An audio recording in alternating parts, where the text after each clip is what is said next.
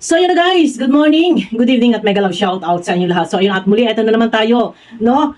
Shout out muna sa lahat ng ating mga minamahal na viewers, sa lahat ng mga nagmamahal sa akin. Meron bang nagmamahal dyan? O ano ba? Sa mga sumusubaybay sa akin, yan, mega love shout out sa inyo lahat. So, eto tuloy-tuloy na tayo para wala tayong ligoy-ligoy guys, no? Kahapon ako ay nakapag-reaction patungkol sa tawag ito, sa di umano'y pangbabas daw po. Pangbabas daw ni Kuya Potpot dito kay Rowell of Malalag. Yan.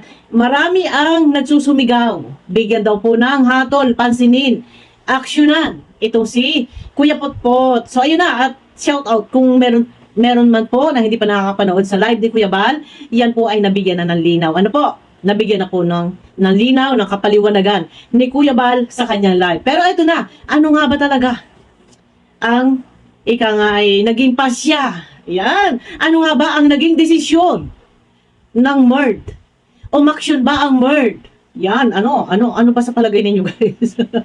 Dapat ba talagang parusahan ang nagkasala? Meron ba tayong kailangan isaalang-alang na porket may sakit or may pupunta ng meet and greet, hindi pwedeng hatulan? Ano ba sa palagay ninyo? Pero eto na, para naman masabi ninyo na kami ay kumikilos, gumagalaw at patas sa lahat. Kung meron man po nasasabi niyang hindi kami patas sa lahat, pag-usapan po natin yan, no? Pwede po kayong mag-inbox. Sino man po sa member ng MERD. So, yun na. Ano nga ba ang naging desisyon ng MERD, no?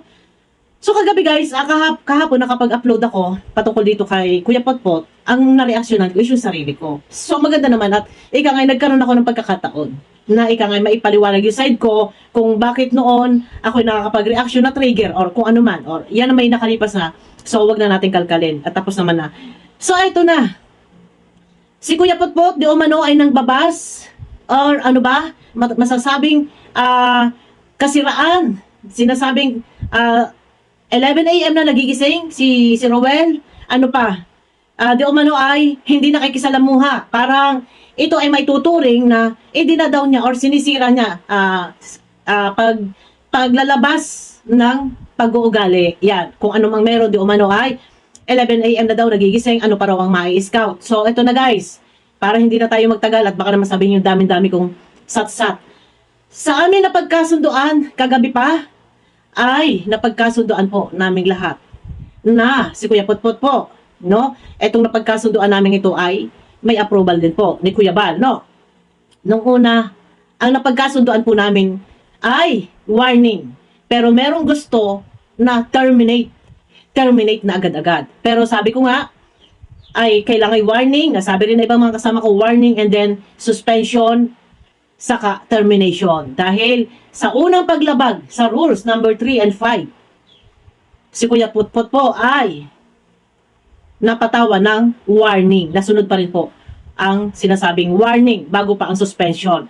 Dahil sa paglalabas niya na di umano, si Rowell ay ganito, hindi marunong makisalamuha, pero ang mga bagay na iyan po ay nabigyan na po ng kapaliwanagan ni Kuya Bal kanina sa kanyang live. Para maintindihan niyo po, maaari niyo pong puntahan sa live po ni Kuya Bal nang sa ganun ay maliwanagan po kayo. Ano po? So, eto na no, ang sa akin lang, total, ako hindi ko pwedeng tirisin. Hindi ko pwedeng awayin or kung ano man. Bilang, sige, wag natin gagamitin yung MERD, no? Bilang ako ay reactor ng Kalingap, bakit ko aawayin ng isang reactor? Baka pwedeng madaan sa pakiusapan at ako po ay may warning na din. Ano po? Kahit MERD, pwede pong ma-terminate. No? So, eto na, no? Ang sa akin lang, pag nagkasala. No? Dahil kami ay nandito lang bilang sumusuporta kay Tita Emmy, bilang si Tita Emmy, chairwoman ng MERD. Ano po? Wag ninyo sasabihin na kami ay merong kinakampihan. So, ito na guys, no? Kahapon sa aking upload, ako po ay nag-comment at ito po ay nakapin. Ito ay yung upload, yung huling upload ko kahapon. Nasabi ko ay abang-abang kayo. At ito po ay pag-uusapan namin sa group chat. At malalaman kung meron bang hatol, kung mahahatulan, mawawarningan, suspension, or termination. So, ang sa akin lang guys, eto na no, malinaw po, kagaya na sinabi ko kanina, si Kuya Potpot po ay nakatulan ng warning. Yan, warning lang po. And then, pag nagkamali pa ulit, suspension. At pag nagkamali pa ulit, termination. Pero pag matindi po ang kanyang nilabag sa ikalawang pagkakamali, maaaring termination na po ang gagawin sa kanya. So, dito guys, no, hindi tayo po pwede sasabihin natin na tayo ay may sakit, kailangan hindi pwede ma-warningan or ganito ganon. Total, si Kuya Putput naman po ay humingi ng sorry agad-agad. So, humingi na po na sorry si Kuya Putput. At siya po ay nag-PM din sa akin. Nag-PM kay Kuya Bal, nag-PM kay Ate Edna. Di umano, sabi niya, ay siya rin din po ay nag-PM kay Ruel at Malalag. So, kung hindi man, yung sinasabi ni Kuya Putput na hindi daw nakikisalamuha si Ruel, wag na po natin paghanapan yung tao. Kung ayaw makisalamuha, ano po yan, kumbaga personal niya yan. Huwag po natin paghanapan dahil yung mga tao ay hindi naman sa lahat ng pagkakataon tayo ay laging nasa mood or tayo ay free or tayo ay ay hindi puyat or kung ano man, kumbaga sa madaling salita, hindi sa lahat ng pagkakataon, lahat ng tao ay ating haharapin. Paano nga po kung may mga kadahilanan? Halimbawa, puyat, walang tulog, or kung ano man, ay sana maintindihan po natin yung mga bagay na ganyan, no? Dahil hindi sa lahat nga ng pagkakataon pwede tayo makisalamuha. Ay paano nga kung merong pinagkakaabalahan? Intindihin na lang natin Kuya Potpot, at guys, wag po nating ibas si Kuya Potpot, no? At ayun nga, nasabi ni Kuya Bal, si Kuya Potpot daw nga po ay may sakit, intindihin na lang din po natin. At siguro ay nabigla din si Kuya Potpot, no? Yun na lang, love, love, love. Love, love, love. At dahil nga ito ay napagkasunduan at para naman masabi ninyo na kami ay baka sabihin ninyong hindi kami umaaksyon, kaming murd, no? Kahit si Kuya Potpot po ay humingi na ng sorry, ng pasensya pa umanhin, or nagpapakumbaba sa kanyang pagkakamali, ay hindi po ito nangangahulugan na absuelto na. No? Hindi po pwedeng absuelto sa paghingi ng sorry. Okay, mapapatawad, pero ang iyong ginawa, ang pagkakamali, paglabag sa roles, ay iyong pananagutan. Ano po? Yan. Pero dahil nangyari na ito, ay eto na. Kung ako'y merong magagawa na ito ay may makatutulong para sa mga damdaming naghuhumiyaw sa ating mga minamahal na viewers, no?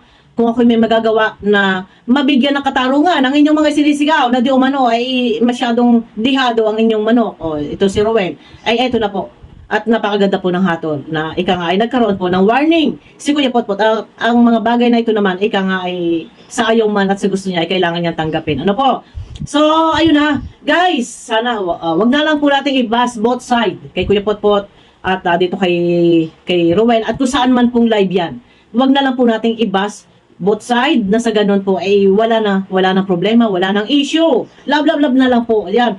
No? At para saan ba? At ang lahat naman ay maiayos. Pero ito nga ay nag-update ako sa inyo dahil nag-comment nga ako, nag-post ako na magbibigay ako ng update ano man ang magiging hatol. So ito ay paglilinaw na lang din sa lahat na ika nga ay naibigyan naman na po ng kapaliwanagan ni Kuya Bal kung ano ang kadahilanan, kung bakit nga po nagkaganon. Ano ba talaga? Totoo ba talaga si Ruel ay hindi nakikihalubilo? Yan. Sinasabi naman din ni Ruel, lagi siyang puyat. Kahit naman po ako, guys. Lagi po ako puyat, sa totoo lang. Sa totoo lang. Ako, ang aking puhunan na lang po talaga is vitamin. Alam niyo kung bakit ako puyat? Kasi, sa comment section na lang. Na-stuck po ako sa comment section. Sa kapupuso, kare-review ng mga comment. No? Tapos dito, sa messenger, stuck din po ako. Sa dami po na nag-message sa akin, mga viewers, may mga group chat kami. And then, ayun na, stuck din ako sa YouTube. Na nag-review, nanonood sa mga kalingap. Lahat na, kay Kuya Bal, kay Kalingap Rap, nanonood. So, talagang yung tulog ko, tutulog ako minsan ng 2, 3, yan, ganyan po ang oras ng aking tulog. And then magigising naman ako ng 8, 9, or 10. Pinakamahaba na po tulog ko hanggang 10 ng umaga. Tulog! Lagi ako tulog. At lagi tulog. Lagi ako puyat. Kasi nga po, alam niyo yung oras. Pag ikaw ay isang full-time vlogger, talagang kung maaari lang po, yung araw ay maging, yung gabi ay maging araw na rin. Totoo po yan. Kung maaari lang, yung gabi ay maging araw na rin. Ganun po. Yung hirap ng ika nga ay talagang, ang puhunan mo na lang talaga dito ay vitamin, o kailangan mo din talagang matulog. Kasi yan na yung iyong lakas. Ako na magsasabi na ako, pag natutulog talaga inaabot ako ng 2 or 3 a.m. Oh, di ba? Sana maintindihan ng iba na pag talagang ako'y gumigising, talaga tanghali na po. Kaya minsan yung live di Kuya Bal sa umaga, hindi talaga ako nakakatambay doon kasi tulog ako.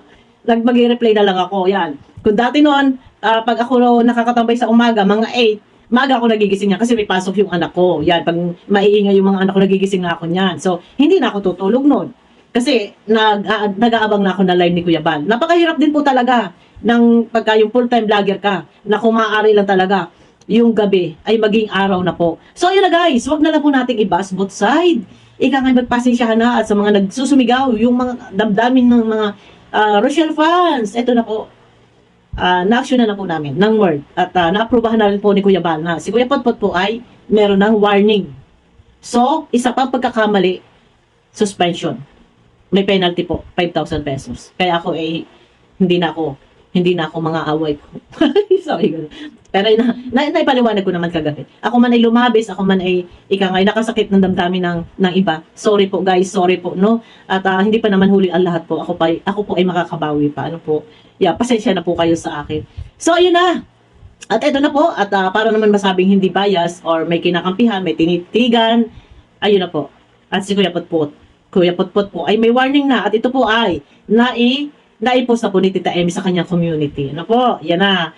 So, bawal na magpasaway dahil suspended na.